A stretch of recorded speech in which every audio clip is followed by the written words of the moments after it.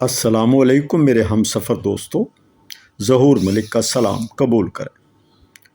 اللہ آپ کو سلامت رکھے، آمین۔ ہمارا نیلم ویلی آزاد کشمیر کا سفر جاری ہے۔ گزری رات ہمارا پڑاؤ تاریخی شہر شاردا میں تھا۔ آج ہمارا سفر شاردا سے پھلاوی گاؤں تک کا ہے۔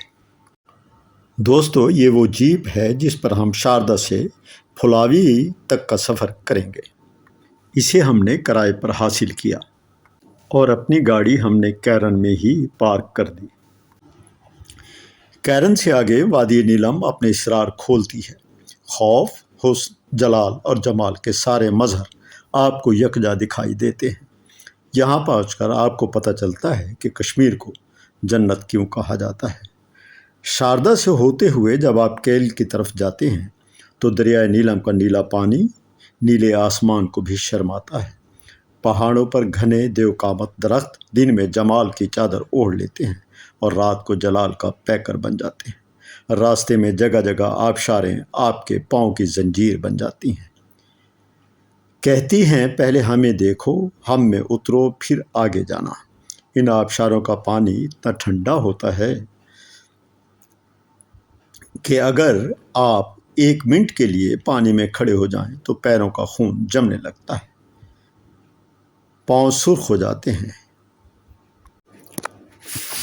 کیل نیلم وادی آزاد کشمیر کے خوبصورت ترین علاقوں میں سے ایک علاقہ ہے۔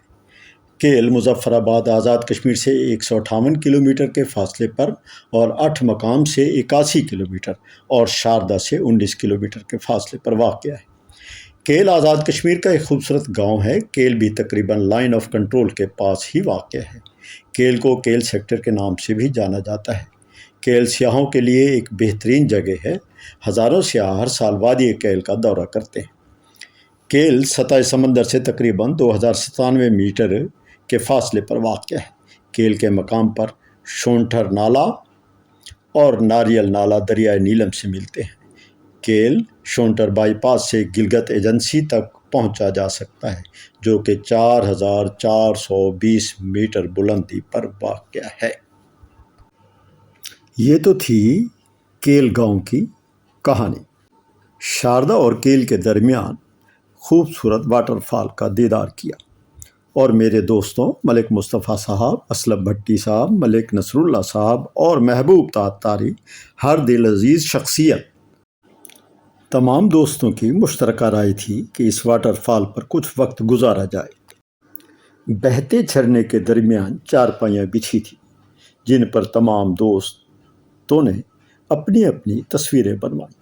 یہاں ایک ہی ڈھابا تھا جس سے چائے اور بسکٹ کا ناشتہ کیا۔ ایک بات جو میں اپنے تجربہ کے بنیاد پر آپ سے شیئر کرنا چاہتا ہوں کہ بعض لوگ کیرن سے آگے جانے کے لیے اپنی ذاتی گاڑیاں استعمال کرتے ہیں۔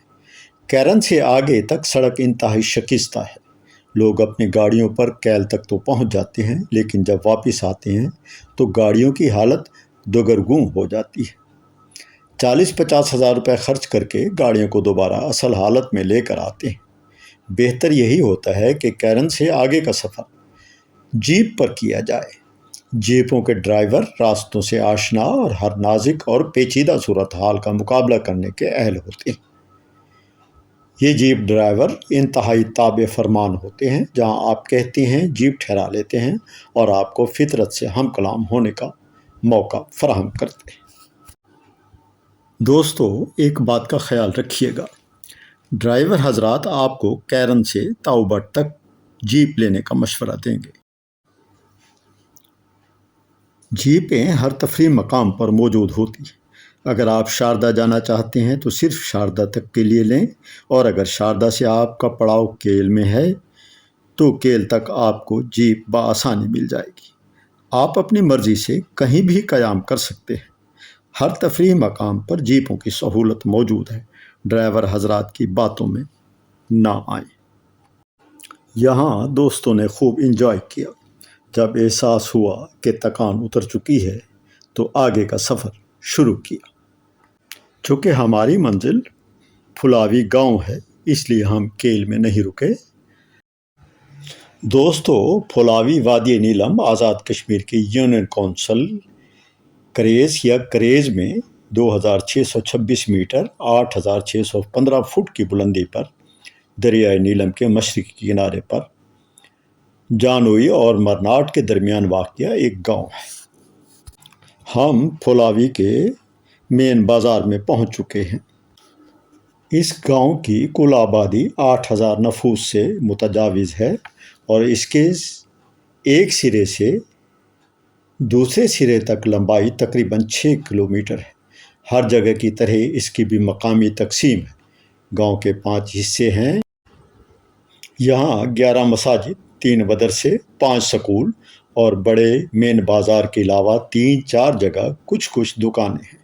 یہاں کی عام زبان شنیا ہے جو یہاں کے 4 بڑے قبیلوں علمے، نصرے، کسرے اور سمجرے کی مادری زبان ہے، مگر یہاں رہنے والے دیگر باشندے بھی یہی زبان بولتے ہیں۔ پھلاوی میں ہم نے ایک سادہ لیکن صاف ستھرے ہوٹل میں لنچ کیا۔ ہوٹل کو سرخ اور نیلے رنگوں کی پٹیوں سے سجایا گیا تھا۔ ہم نے ہوٹل کے ٹیرس سے بکرے کو ذبح ہوتے ہوئے دیکھا تو تمام دوستوں کا خیال تھا کہ آج فریج میں لگے گوشت کی بجائے تازہ گوشت سے منہ کا ذائقہ بدلا جائے۔ اسلم بھٹی صاحب نے کڑھائی کا آرڈر دیا اور ساتھ ہی کہا کہ ہمیں تندور کی لگی تازہ روٹیاں چاہیے۔ ہوٹل والوں نے آرڈر وصول کیا اور بھٹی صاحب کے حکم کی تعمیل میں لگ گئے۔ تمام دوستوں کی یہ رائے تھی کہ جب تک کھانا تیار ہوتا ہے ہم آزاد کشمیر کی اس جنت نظیر وادی کے نظاروں سے لطف اندوز ہو لیں۔ تو آئیے ہم آپ کو ہوٹل سے باہر لیے چلتے ہیں۔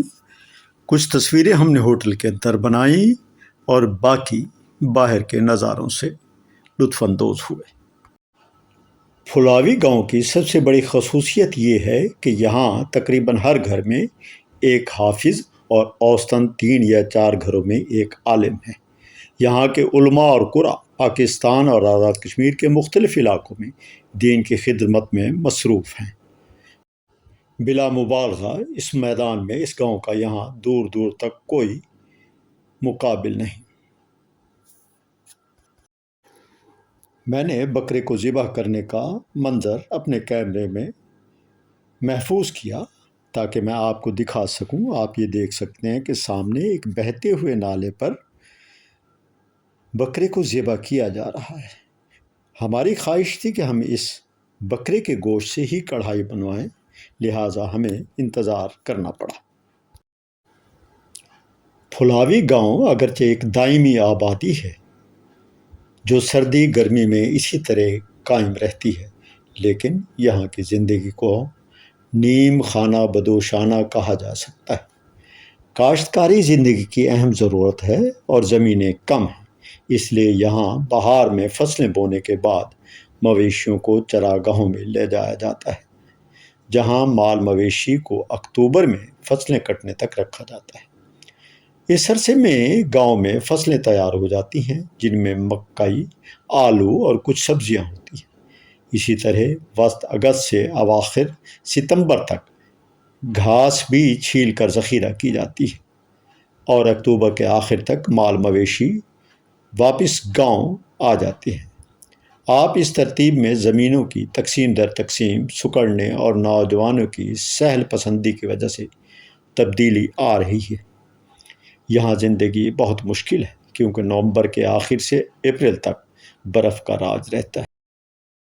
مجھے اجازت دیجیے، اگر میرے دوستوں نے میرے چینل کو سبسکرائب نہیں کیا تو نئے جڑنے والے ساتھیوں سے عرض ہے کہ سبسکرائب کریں، لائک کریں اور شیئر ضرور کریں۔ لائک کریں اور اپنے کامنٹس بھی ضرور دیں۔ انشاءاللہ آئندہ پھر کسی اچھے مقام پر ملیں گے۔ اللہ حافظ۔